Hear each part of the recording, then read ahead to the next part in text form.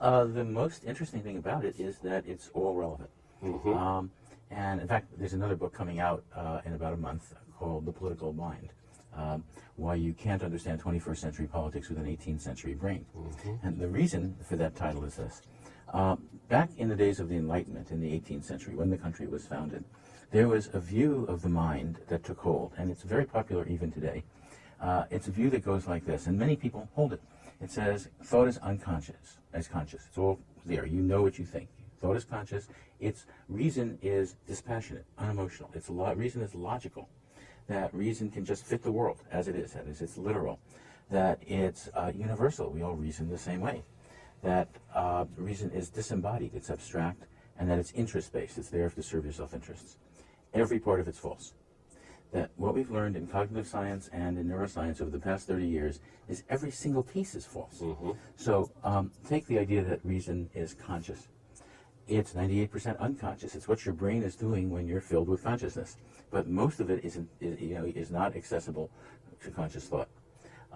Take the idea that it's dispassionate, that reason is interfered with by emotion. It's the reverse.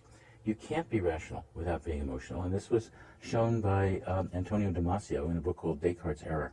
Tony Damasio works on people who have brain damage, strokes, problems of that sort. And it turns out one form of brain damage is when you can't feel emotions, when the part of the brain that allows you to feel emotions is damaged. When that happens, you don't know what to want. If you don't know what to want, because you don't know if you're going to be happy, unhappy, because there isn't any happy or unhappy. You don't know if other people are going to be happy with you or angry at you. So you have no idea how to function at all. You can't be rational without being emotional. Impossible. It turns out we don't just think in terms of logic. We think in terms of metaphors. Mark Johnson and I have studied metaphorical thought at some length. We think in terms of conceptual frames. Many cognitive scientists, especially Charles Fillmore, has studied these things. Those are normal modes of thought. They don't just fit the world as it is. It's not just literal out there.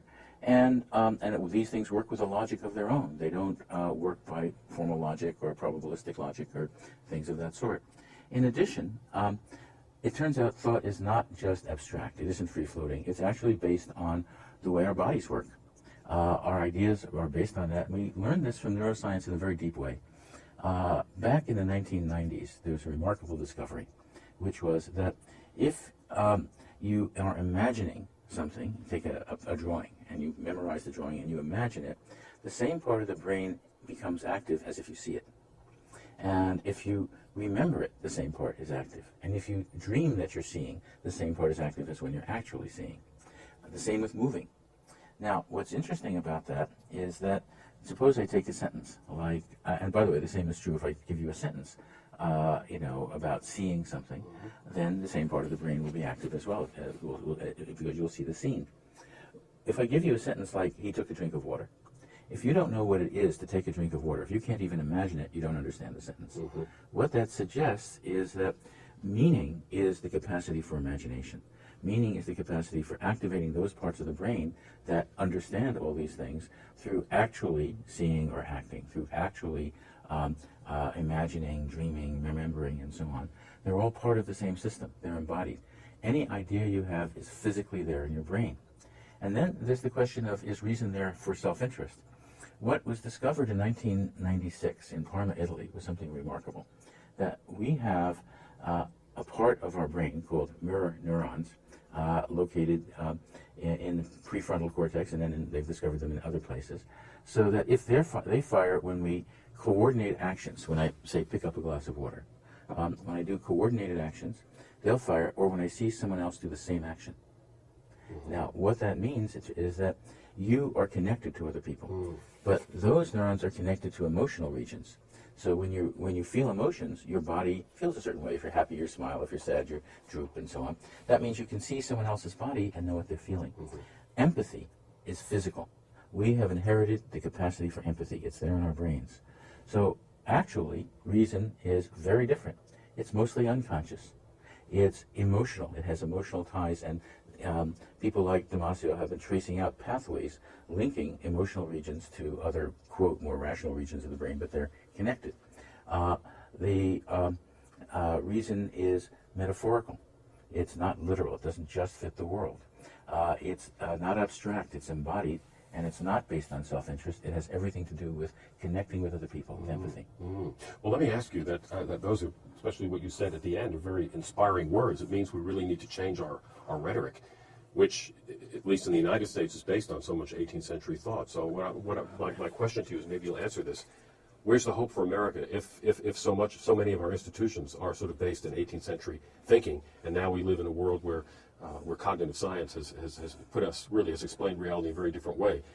Do we have hope to be able to get from there to here at the moment? Yeah, I mean, there was a time when people thought that the sun moved around the earth. You know, yes, science can come in and change the way we understand things.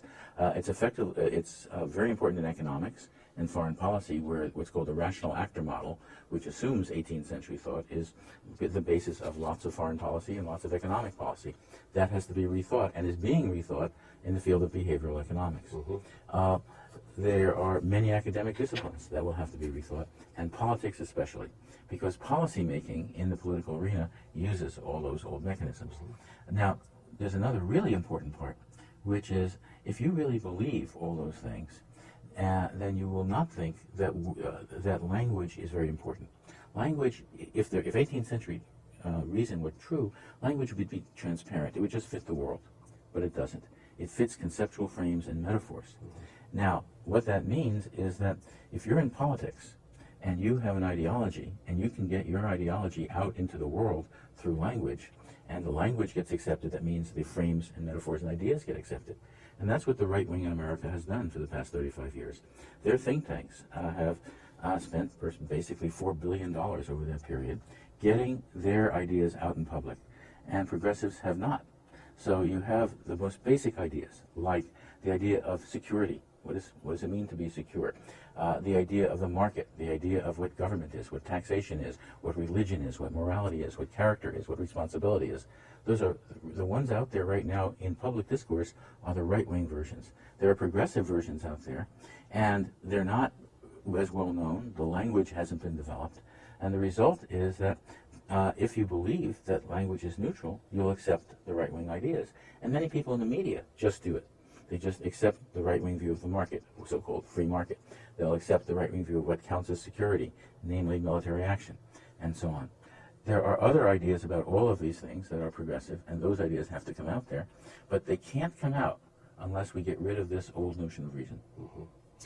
So even the notion of enlightened self-interest is one that's often used. So what if you had a foreign you were advising people in foreign policy? What about the world? If somebody said in the cabinet, it's in the self-interest of the United States to invade this country or that country. What about that? How would you change that vocabulary of self-interest? It's not just the vocabulary, it's an idea, it's a metaphor. We have the metaphor of the nation as a person out there in a world community. There are rogue states, there are friendly states, there are adult nations and children nations. The underdeveloped nations are the children nations, right? Now, in this, you have the idea that every nation is a rational actor in the sense of this old notion that they're all seeking their self-interest. Well, what is the self-interest of a nation? Well, that's metaphorical. The national interest has three components.